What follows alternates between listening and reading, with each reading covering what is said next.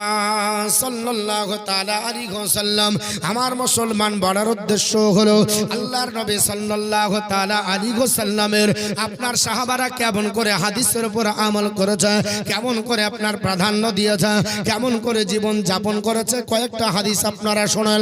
ও মুসলমান, পৃথিবীর জমিনে আল্লাহর নবীর জামানা আর এখনকার জামানা কেন পরিবর্তন হবে না? আল্লাহর নবীর আপনার বলা হয়েছে প্রাথমিক অবস্থায় আপনার কাফের সম্প্রদায় যেমন বাবা মক্কা মাজ্জামার মানুষেরা, হাদিসটি বুখারী শরীফ প্রথম খণ্ড পৃষ্ঠা নাম্বার 500 আপনার 46 পৃষ্ঠার মধ্যে লিপিবদ্ধ রয়েছে। হাদিসের রাবী জান্নাতি সাহাবী, নাম হচ্ছে হযরতে আনাস রাদিয়াল্লাহু তাআলা আনহু। হযরতে আনাস বিন মালিক রাদিয়াল্লাহু তাআলা আনহু এই হাদিসটি বর্ণনা করতেছে। হযরতে আনাস রাদিয়াল্লাহু তাআলা আনহু বর্ণনা করে, হে নবীর সাহাবারা, হযরতে আনাস বলছে, শোনো, আমি নবীর আপনার বারাহাতের কাছে ছিলাম। আল্লাহর নবীর কাছে আপনার কয়েকজন ব্যক্তি আসলো, আপনার আহলু মক্কাতা সালু রাসূলুল্লাহ সাল্লাল্লাহু তাআলা আলাইহি ওয়াসাল্লাম আইয়ুরিয়াহুম আয়াতান ফাআরাহুমুল কামারা হাত্তা রাআউ হিরাআন বাইনাহুমা। হযরতে আপনার আনাস রাদিয়াল্লাহু তাআলা আনহু বর্ণনা করে, আল্লাহর নবী সাল্লাল্লাহু তাআলা আলাইহি ওয়াসাল্লামের কাছে মক্কাবাসীরা হাজির হয়ে গেল। হযরতে আনাস বলে, আমি নবীর সম্মুখে আল্লাহর নবীর কাছে আমি আছি। ওই সময়তে আকাশের চাঁদ দেখা যায়। রাত্রিটা আপনার বলা হয়েছে ছিল, চাঁদে আপনার বলা হয়েছে পৃথিবীর জমিনে পূর্ণিমার 14 তারিখ রাতে যখন আপনার চাঁদ আকাশে উদ্ভাসিত হয়, ওই সময় আপনার খেলতে ভালো লাগে, ওই সময় আকাশের দিকে তাকাতে ভালো লাগে, ওই সময় আপনার রাত্রে বেলা একটু চলাচল করতে ভালো লাগে। আনাস বিন মালিক ডাক দিয়ে বলে, এ নবীর সাহাবারা, আমরা আপনার বলা হয়েছে নবীর কাছে আপনার বলা হয়েছে উপবিষ্ট। ওই মক্কা মানুষ আপনার মক্কার আপনার দলের লোকেরা মক্কাবাসীরা আসার পর বলল, এ মুহাম্মদ, আহলু মক্কা তা সালু রাসূলুল্লাহ সাল্লাল্লাহু তাআলা আলাইহি ওয়াসাল্লাম আল্লাহর নবীকে আপনার ডাক দিয়ে বলল, হে মুহাম্মদ, আপনি যদি নবী হন, আপনি যদি পয়গম্বর হন, আল্লাহর যদি আপনার বলা হয়েছে রাসূল হন, তাহলে আপনি বলা হয়েছে আইয়ুরিয়াহুম আয়াতান, কোন একটা মুজিজা দেখাতে হবে। কারণ নবী হওয়ার জন্য মুজিজা, কারণ আপনার বাপ নাই, আপনার মা নাই, আপনার দাদু নাই, পৃথিবীর জমিনে এতিম কোলে লালন পালন হয়েছেন। আল্লাহর নবী সাল্লাল্লাহু তাআলা আলাইহি ওয়াসাল্লামকে মক্কার মানুষেরা নেতা বলে মেনে নিতে পারলো না। কারণ নেতা হবে টাকা যার আছে, নেতা যাবে হবে যার আপনার বলা হয়েছে বংশ বড় হবে, নেতা হবে যার হাতে লাঠি আছে, নেতা হবে যার আপনার বলা হয়েছে 2 নম্বরই ব্যবসা আছে। আর আল্লাহর নবী আপনার কিছু নাই, যেহেতু মা আপনার হারা, যেহেতু আপনার বাপ হারা, যেহেতু দাদা দাদি হারা, যেহেতু এতিম হয়েছে, হালিমাতু সাদিয়ার বাড়িতে লালন পালন করেছে। আপনার বলা হয়েছে এখনো আপনার হালিমার বাড়িতে ছাগল চড়া, আপনার বলা হয়েছে সেই উটের আপনার বলা হয়েছে দড়ির আপনার গন্ধ পাওয়া যায়। তাহলে মুহাম্মদ নেতা হতে পারবে না, এটা হচ্ছে তাদের ধারণা। এখনো যেমন দেখা যায় বাবা, 2 নম্বর লোককে আপনার নেতা করলে ভালো হবে, আপনার টাকাওয়ালাকে নেতা করলে ভালো হবে, যার আপনার বংশ বড় নেতা করলে ভালো হবে, লাঠির বল থাকলে নেতা করলে ভালো হবে। আর যদি সৎ লোক গরিব হয়, তাহলে নেতা তো দূরের কথা, কথা বলার অধিকার নাই। আছে নাকি? এক সুলতান যদি হয়, আপনার বলা হয়েছে লোকটা 5 ওয়াক্ত নামাজি হবে, ওই লোকটাকে মেম্বারের কোটা দিতে হবে। না না না, এটাকে দেওয়া যাবে না। নেতা ওকে বানাও যার দ্বারাতে কাজ হবে। কারণ কাজ বলতে গেলে কি হবে, বলে পৃথিবীর জমিনে আপনার বলা হয়েছে সার্ভে করে দেখতে হবে। বাড়ি এসেছে, সার্ভে চলছে, বলে বাড়ি এবার দেওয়া হবে, ভালো করে সার্ভে হবে। যার পাকা বাড়ি তাকে দেওয়া হবে না। এখন দেখছি টাকা ঢুকছে, 2 তলা বাড়ি বালারও টাকা ঢুকলো, হ্যাঁ কোন অ্যাকাউন্টে ঢুকলো, কিভাবে ঢুকলো এটা তো বোঝা যায় না। তাহলে বোঝা গেল আপনার বলা হয়েছে অধিকার গরিবের নয়, অধিকার আপনার সৎ লোকের নয়। অধিকার যদি সৎ লোকের থাকতো, তাহলে পৃথিবীর জমিনে ন্যায্য প্রাপ্য হলো একজন আপনার গরিব, আপনার বলা হয়েছে একজন অসহায়, একজন আপনার ফুটপাতের লোকের। কিন্তু দেখা যায় বাড়ি পাকা থাকলে বাহিরে একটা চাল তুলে দে, অন্তত যতদিন টাকা ঢোকেনি ততদিন ঢুকবে, আবার বাড়িতে ঢুকে পড়বো। টাকা টাকা ঢোকার জন্য বাড়ির বাইরে। এ মুসলমান পৃথিবীর জমিনে আল্লাহর নবী যেহেতু আপনার এতিম বাচ্চা, আল্লাহর নবীর টাকা নাই, আল্লাহর নবীর পয়সা নাই, এতিমের কোলে লালন পালন হয়েছে। মক্কাতে আপনার বলে হচ্ছে নেতৃত্ব দেওয়ার আপনার যোগ্যতা তার নয়। নবী কি করে হতে পারে? নবী হলে তো বড় লোকের ছেলে হবে, নবী হলে তো আপনার বলে হয়েছে বংশের আপনার দাপট থাকবে, আপনার সে আপনার নবী হবে। আল্লাহর নবীকে নবী বলে মানবে না। আল্লাহর নবীকে রাত্রি বেলাতে আপনার আহলে মক্কারা আপনার জিজ্ঞাসাবাদ করলো, হে মোহাম্মদ যদি সত্যি নবী হও তাহলে পূর্ণিমা 14 তারিখ দিবাগত রাতে চাঁদ আর তোমাকে দ্বিখণ্ডিত করে দেখাতে হবে। আল্লাহর নবীকে জিজ্ঞাসাবাদ করলো। হযরতে আনাস রাদিয়াল্লাহু তাআলা বলে, এ নবীর আপনার সাহাবারা, আমি হযরতে আনাস রাদিয়াল্লাহু তাআলা আল্লাহর নবীর আপনার কাছে দাঁড়িয়েছিলাম। আল্লাহর নবী সাল্লাল্লাহু তাআলা আলাইহি ওয়াসাল্লাম ওই মক্কা আপনার বলে হয়েছে বাসীদের কাছে আপনার আইগরিয়াহম আয়াতান, তারা যখন বলল কোন একটা আমাদেরকে আপনার বলে হয়েছে আপনি মাঝে যা দেখিয়ে দেন, ফারাহমুল কামারা শিক্ষা তাইনি। আল্লাহর নবী এই চাঁদকে দ্বিখণ্ডিত করে তাদেরকে দেখিয়ে দিলেন। জোরে বল সুবহানাল্লাহ। আল্লাহর নবীর সাহাবী হযরত আনাস বলে, চাঁদ দ্বিখণ্ডিত হয়ে গেল। এতটা দ্বিখণ্ডিত হলো, এই ঘটনাটা মদিনাতে ঘটেছিল বাবা। মদিনা থেকে আপনারা বলা হয় যে 8 কিলোমিটার দূরে উহুদ পাহাড়। যারা হজ করতে গেছেন, উমরা করতে গেছেন, আল্লাহর নবীর প্রিয় আপনার বলা হয়েছে জায়গা, ওই জায়গাটার নাম হলো উহুদ পাহাড়। যে উহুদ পাহাড় নবীর সঙ্গে কথা বলেছে আল্লাহর নবী আপনার বলা হয়েছে উহুদকে বলেছে আমি ভালোবাসি, উহুদ আমাকে ভালোবাসে। জোরে বল সুবহানাল্লাহ। এই উহুদ পাহাড়টা আপনার বলা হয়েছে দিকে ইশারা করলো। 14 তারিখ দিবাগত রাত্রে চাঁদ আপনার এতটাই সরে গেল, আপনার 8 কিলোমিটার ওস্তু আপনার উহুদ পাহাড়।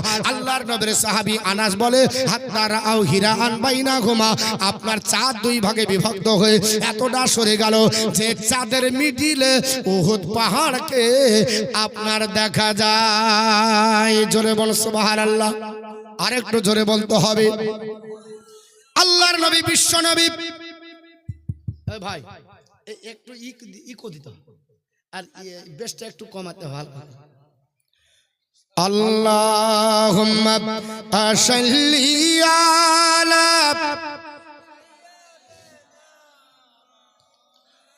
মাওলানা মুহাম্মাদ ওয়া আলা আলে শাহীদিনা মাওলানা মুহাম্মদ সাল্লাল্লাহু তাআলা আলাইহি ওয়াসাল্লাম। আরেকটা আপনার বুখারীতে হাদিস আছে বাবা। এই হাদিসটা বুখারী শরীফ দ্বিতীয় খণ্ড পৃষ্ঠা নাম্বার আপনার 700 আপনার 721 পৃষ্ঠার মধ্যে এসেছে। হযরত ইবনে মাসউদ রাদিয়াল্লাহু তাআলা আনহু বর্ণনা করে, ইনশাক্কাল কামারু আলা আহাদি রাসূলুল্লাহ সাল্লাল্লাহু তাআলা আলাইহি ওয়াসাল্লাম ফিরকাতাইনি, ফিরকাতান ফাওকাল জাবালি ওয়া ফিরকাতান দুনাহু। হযরত আপনার বলা আছে ইবনে মাসউদ রাদিয়াল্লাহু তাআলা আনহু তিনি বর্ণনা করেন আল্লাহর নবী 14 তারিখ দিবাগত রাতে চাঁদকে আপনার আঙ্গুলের ইশারা করেছিলেন। এটাকে শাহাদাতের আঙ্গুল বলা হয়। যে নবী আপনার শাহাদাতের আঙ্গুলে ইশারা করলেন, সঙ্গে সঙ্গে চাঁদ দুই ভাগে বিভক্ত হয়ে গেল। চাঁদ দুই ভাগে বিভক্ত হওয়ার পরে একটা ভাগ পাহাড়ের উপরে পড়ে গেল আর একটা ভাগ পাহাড়ের নিচে আপনার পড়ে গেল। জোরে বল সুবহানাল্লাহ। আল্লাহর নবী সাল্লাল্লাহু তাআলা আলাইহি ওয়াসাল্লাম যখন দেখালো এই চাঁদের আপনার ঘটনা শুনে, আপনার চাঁদকে দ্বিখণ্ডিত করা দেখে পৃথিবীর জমিনে হাজার হাজার মানুষ আল্লাহর নবীর আপনার হাতে হাত দিয়ে কলমা পড়ে মুসলমান হয়েছে। আবু জেহেল কলমা পড়লো না, উতবা সাইবা কলমা পড়লো না, আবু লাহাব কলমা পড়লো না, আপনার বেদিন কলমা পড়লো না। অথচ ইয়ামিন প্রদেশের হাবিবে ইয়ামির পৃথিবীর জমিনে যে ব্যক্তি আল্লাহর নবীর কাছে আপনার এসে চলো আপনার নবীর পরীক্ষা নেবার জন্য, আল্লাহর নবীর পরীক্ষা নেবে। হাবিবে ইয়ামিনের আপনার ইচ্ছা ছিল আমি আপনার পৃথিবীর জমিনে আবু জেহেল যেহেতু ডেকেছে, হাবিবে ইয়ামিনের ইচ্ছা ছিল আজ মোহাম্মদকে প্রশ্ন করা হবে। কিন্তু যে আবু জেহেল 100টা প্রশ্ন মুখস্থ করেছিল, 100টা প্রশ্ন একটাও নবীর কাছে উপস্থাপন করতে পারলো না। সব প্রশ্ন আপনার বেকার হয়ে গেল। হাবিবে ইয়ামিন বুঝতে পারলো আল্লাহর নবী নিশ্চয় তিনি মোহাম্মদ সাল্লাল্লাহু আলাইহি ওয়াসাল্লাম আল্লাহর আপনার বলে হয়তো রাসূল হবে। এই জন্য আপনার হাবিবে ইয়ামিন ডাক দিয়ে বলল, মোহাম্মদ সাল্লাল্লাহু তাআলা আলাইহি ওয়াসাল্লাম আপনি যদি আল্লাহর নবী হন তাহলে আমি আপনার বলা হয়েছে আপনাকে জিজ্ঞাসাবাদ করছি আকাশের চাঁদ দ্বিখণ্ডিত করেন এটাও বাবা এসেছে উনি আপনার চাঁদ দ্বিখণ্ডিত করলেন সঙ্গে সঙ্গে হাবিবে আমির আপনার নবীর কদমে পড়ে গেল ইয়া রাসূলুল্লাহ ইয়া হাবিবাল্লাহ আপনি আমাকে কলমা পড়িয়ে মুসলমান বানিয়ে নেন আল্লাহর নবীর আপনার বলা হয়েছে অন্তরে আপনার জেগে উঠলো নবীর আপনার অন্তরে প্রশ্ন জেগে উঠলো দেখি লোকটা কেমন করে আমার কাছে কলমা পড়তে যায় হাবিবে আমিনের ধারণা আমার আপনার মুহাম্মদ সাল্লাল্লাহু তাআলা আলাইহি ওয়াসাল্লাম সত্যিকারী নবী কারণ নবী না হলে আকাশের চাঁদ দ্বিখণ্ডিত করতে পারবে না এর জন্য তিনি আপনার কলমা আপনার পড়ার জন্য আগ্রহী হলে তবে মনের মধ্যে একটা প্রশ্ন জেগে গেল আমার বাড়িতে একটা মেয়ে আছে জীবনে আব্বা বলে ডাকে না জীবনে বাড়ির বাইরে যেতে পারে না নিজের হাতে পানি তুলে খেতে পারে না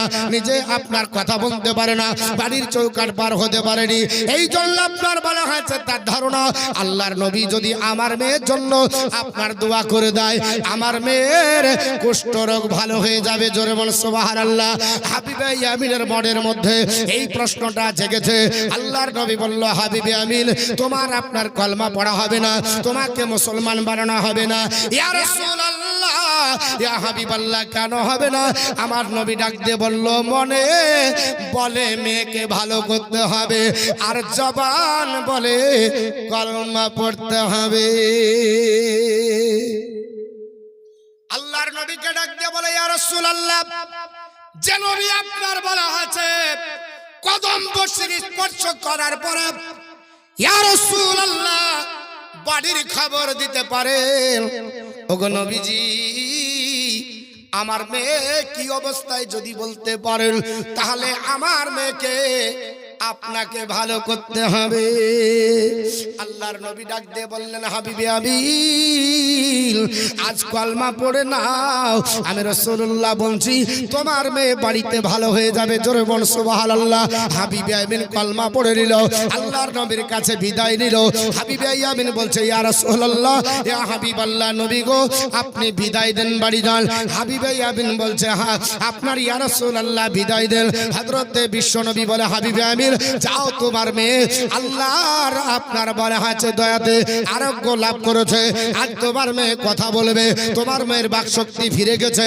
তোমার মেয়ে আপনার বলা হয়েছে কুষ্ঠরোগ ভালো হয়েছে হাবিবে আমিন বলে আমি বাড়ি আপনার যাবার জন্য আপনার দ্রুত গতিতে দৌড়াতে লাগলাম বাড়ি যেতে পৌঁছাতে পারিনি আল্লাহ রাসূলের দোয়া আমার বাড়ির আগে আগে পৌঁছে গেছে আমি আপনার দরজার কাছে দণ্ডায়মান হয়ে ঠক ঠক করে আপনার যেমনি শিকলি লড়িয়েছে বাড়ির ভিতর থেকে আওয়াজ আসে কে বাড়িতে আমি সঙ্গে সঙ্গে দরজা খুলে দিলাম আমি দরজা আপনার বলে হাতে ভিতর থেকে দরজা খোলা হলো আমি দরজার কাছে দণ্ডায়মান হলাম দরজার ভিতর থেকে আওয়াজ দেখে আমি বললাম আমি হাবিবে আমির আমার মেয়ে গুটগুট করে আমার সামনে এসে বলে আব্বা তুমি এত তাড়াতাড়ি ঢুকিয়ে কোথা থেকে আসো হাবিবে আমিন অবাক হয়ে গেল হাবিবে আমিন জড়িয়ে মেয়েকে ধরে ডাক দিয়ে কাঁদতে লাগলো এ আগো আমার আপনার কন্যা কে আপনার বলা হয়েছে তোমাকে এই রোগের আরোগ্য লাভ করে দিল আমি অনেক ডাক্তার দেখিয়েছি ডাক্তারের ডাক্তারি চলেনি কবিরাজ দেখিয়েছি কবিরাজের কবিরাজি চলেনি কত হাকিম দেখিয়েছি হাকিমের হিকমত চলেনি কত আপনার বলা হয়েছে আমি আপনার বলা হয়েছে ডাক্তার দেখিয়েছি কারো ওষুধে কাজ হয়নি ও মা কোন ডাক্তারের ডাক্তারিতে তোমার আপনার আরোগ্য হলো ডাক দিয়ে বলে আব্বা জান আমি রাত্রি বেলাতে বিছানায় আপনার সজ্জিত অবস্থায় ছিলাম বিছানায় ঘুমিয়েছিলাম আমার শিরস্থানে দাঁড়িয়ে একজন মহাপুরুষ মাথায় ছিল তার পাগড়ি মুখে ছিল শ্বেত শুভ্র দাড়ি গায়ে ছিল আপনার বলা হয়েছে জুব্বা আমার শিরস্থানে দাঁড়িয়ে ডাক দিয়ে বলল হাবিবে আমিনের মেয়ে আমি হচ্ছি নবী জোরে বল সুবহানাল্লাহ হাবিবে আমিনের মেয়ে শুনে রেখে দাও আমি হলাম দয়ার নবী আমি হলো রাহমাতাল লিল আলামিন মক্কার সরজমিনে তোমার আব্বা জান কাবার আপনার পাশে আপনার মদিনার সরজমিনে তোমার আব্বা জান আপনার বলে হয়েছে মসজিদে নববীর কাছে আপনার কলমা কালমা পড়ে মুসলমান হলো। তুমি যদি কালমা পড়ে মুসলমান হও তাহলে তোমাকে আমার আল্লাহ আরোগ্য লাভ করাবে। ইয়া আপনার আব্বাজান, আমি মক্কার সরজমিন থেকে আপনার বলে হয়েছে ওই বার্তা আপনার পাইনি, মদিনার সরজমিন থেকে ওই বার্তাটা পাইনি, আমি উড়ো ভাষা পাইনি, এটা আমার শিরস্থানে পেয়েছি। আমার আপনার বলে হয়েছে মাথার সামনে সেই আপনার সুপুরুষ দাঁড়িয়ে গেল। আমার নবী বলেছে, এ আল্লাহর বান্দা বান্দিরা শুনে রেখে দাও, আপনার বলে হয়েছে আল্লাহর কোন বান্দা বান্দি যদি আমাকে স্বপ্ন যোগে দেখে সে আমাকে সত্য দেখলো, এটা মিথ্যা না। হৃদয়ের মাঝে একটাই বাসনা, চাহব মহারা সোনার মদিনা। জোরে বলুন, একটু জোরে বলতে হবে, শুনবেন না পালাবেন, শুনবেন। আলহামদুলিল্লাহ, যাক গ্রামের মানুষ তো ভালোবেসেছে, কেউ বাসুক আর না বাসুক। দেশের মেয়ে উটা পড়া, কি বলে দেশের মেয়ে ওটা পড়া। কিন্তু আল্লাহর রহমত আপনাদের যে আপনারা আমাদেরকে ভালোবাসেন বলে থাকেন, তাই না? আমাদের এতে কিছু নাই, ভাবিয়েন না যে আমরা খুব বড় বক্তা, আকাশ বক্তা না। আমরা দুটো কথা বলতে পারি, এটাই, অন্য কিছু না। হয়তো আপনারাও এর থেকে ভালো বলতে পারবেন, এরকম বক্তা অনেক আছে। কিন্তু ব্যাপার হচ্ছে যে আপনারা ভালোবাসেন, তাই আমাদেরকে সঙ্গ দেন, তাই আমরা আপনার এখন হচ্ছে এই জায়গায় বসে আছি, অন্য কিছু না। তো আপনার হাদিস কোরআন থেকে বলবো, একটা হাদিসের বাইরে কথা বলবো না যতক্ষণ থাকবেন ইনশাআল্লাহ। আপনারা যদি থাকেন কোনো অসুবিধা নেই।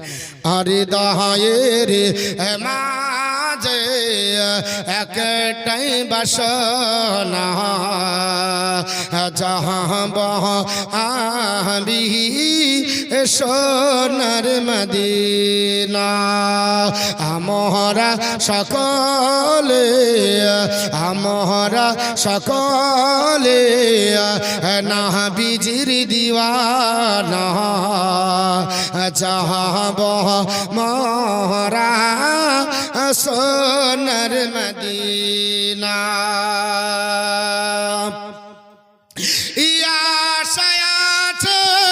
সম্বল যে নেই যে আমার কোন সফিনা, থাকে তো যদি দুটি ডানা,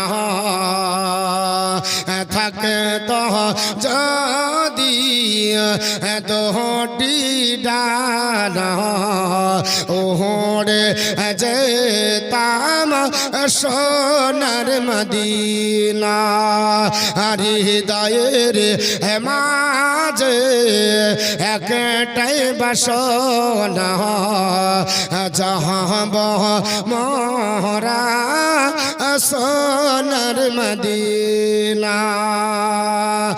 মরণ দিও গো মদিনার মাটিতে, পাক রাব্বানা। মুখেতে দরদার, মুখেতে দরদার, সালামের নজরানা নিহিয়ে যাব সোনার মদিনা। আল্লাহুম্মা সাল্লি আলা।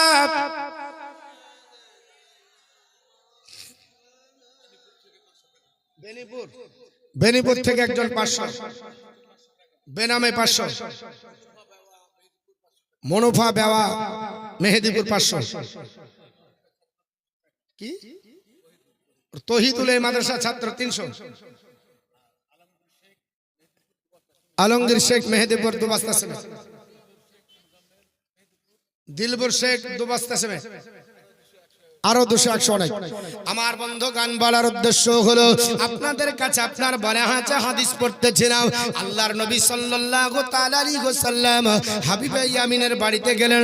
হাবিবে আপনার বলে হাতে হাবিবে ইয়ামিনের মেয়েকে আপনার এখান থেকে আপনার স্পর্শ করে আপনার কলমা পড়ে মুসলমান বানিয়ে নিলেন। হাবিবে ইয়ামিনের মেয়ে ডাক দিয়ে বলেন, আব্বা জান আপনি আমার কাছে এসেছেন, আপনি মদিনাতে কলমা পড়েন, আর আমাকে নবীজি আমার শীতানের কাছে দাঁড়িয়ে কলমা পড়ে মুসলমান বানিয়ে দিল। এর জন্য যেমনি কলমা পড়ে মুসলমান হয়েছি, আমার আপনার রোগ ভালো হয়ে গেল, আমি অসুস্থ থেকে সুস্থ হয়ে গেলাম, আমার বাক শক্তি আমার আল্লাহ ফিরিয়ে দিয়েছে, আমার চলন শক্তি আল্লাহ ফিরিয়ে দিয়েছে, হাতের চলন শক্তি আল্লাহ ফিরিয়ে দিয়েছে, আমাকে সুশ্রী বানিয়েছে। এ মুসলমান শুধু তাই নয়, হযরতে আবু রাফে বলে একজন সাহাবী, হযরতে উতবা বিন ফিরকাত বলে একজন সাহাবী, হযরতে উতবা বিন ফিরকাত রাদিয়াল্লাহু তাআলা আনহু, ওনার একজন স্ত্রীর নাম হলো উম্মে আসিম রাদিয়াল্লাহু তাআলা আনহা। উম্মে আসিম ডাক দিয়ে বলে, হে নবীর সাহাবারা তোমরা শুনে রেখে দাও, আমরা ছিলাম হযরতে উতবার কাছে 4 জন স্ত্রী। কজন? হযরত উতবা বিন ফিরকাত রাদিয়াল্লাহু তাআলা আনহুর স্ত্রী সংখ্যা ছিল 4টি। হযরত উম্মে আসিম ডাক দিয়ে বলতেছেন, আমরা 4টা স্ত্রী কম্পিটিশন করতাম, কারণ আমার কাছে জানো রাত্রি কাটাই। সতীন হলে কেমন হয় বুঝতে পারছেন? কে বলেছিল যদি কারো প্রতি আপনার হিংসা থাকে তো তার আর একটা বিয়ে দিয়ে দাও, কেমন জ্বলা জ্বলবে। আর কারো যদি টাকা ধ্বংস করতে হয় তাহলে বাড়ি আপনার ধরিয়ে দাও, পাকা বাড়ি লাগিয়ে দাও, বাড়িতে আর অভাব মিটবে না। আর শান্তি যদি আপনার বলে হাতে বাড়ি থেকে দূর করতে হয়, লোকটাকে ধরে বেঁধে আর একটা নিয়ে এসে দাও, তাহলে দেখবে বাড়িতে কারগিলের যুদ্ধ চলবে। ঠিক না বেঠিক বাবা? হযরত আপনার উতবা বিন ফিরকাত বলে, এ নবীর সাহাবারা আমরা আপনার পৃথিবীর জমিনে 4 জন স্ত্রী একসঙ্গে বসবাস করতাম। আমরা চিন্তা ভাবনা করতাম যারা আমার রাত্রি আজকে আমার স্বামী আমার কাছে থাকে, এর জন্য আমি আপনার বলে হাতে বাজার থেকে সবচাইতে